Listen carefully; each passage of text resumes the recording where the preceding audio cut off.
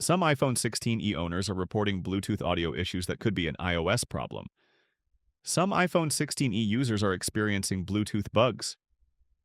Audio can sometimes stutter or cut out, according to the reports. It's unclear what exactly is causing this issue.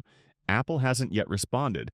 Apple's iPhone 16e is a complete revamp of the iPhone SE, improving Apple's budget handset in almost every way. But there's one area where the new device is apparently struggling for some, prompting widespread complaints from users. The issue seems to be centered on the iPhone 16e's Bluetooth audio capabilities. Specifically, many users have noticed that audio from the phone will occasionally stutter or cut out entirely when they are connected to a Bluetooth speaker or headphones. According to some reports, the bug appears when you hook up the phone to multiple Bluetooth devices at the same time. The problem has been documented by a number of people on Reddit, X, and Apple's official support forums.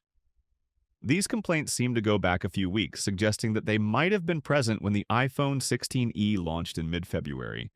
We've asked Apple for comment and will update this story if we hear back. Similar problems don't seem to be occurring in other devices in the iPhone 16 range in any great numbers, suggesting that the problem could be limited to Apple's latest phone. Cause unknown.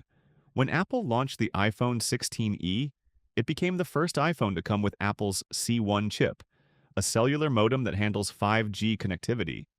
But if you're thinking that new chip might have something to do with the problem, that's probably wide of the mark. That's because past rumors have claimed that Apple is working on its own in-house Bluetooth chip, but that this is still not ready for production. That means Bluetooth is still handled by other components, just as in other iPhones that are seemingly unaffected by this bug. That means the cause is still something of a mystery.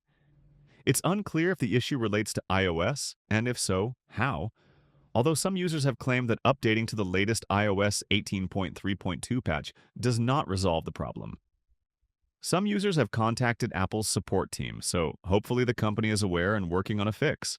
With iOS 18.4 on the horizon, we've got our fingers crossed this widely reported bug gets swiftly squashed,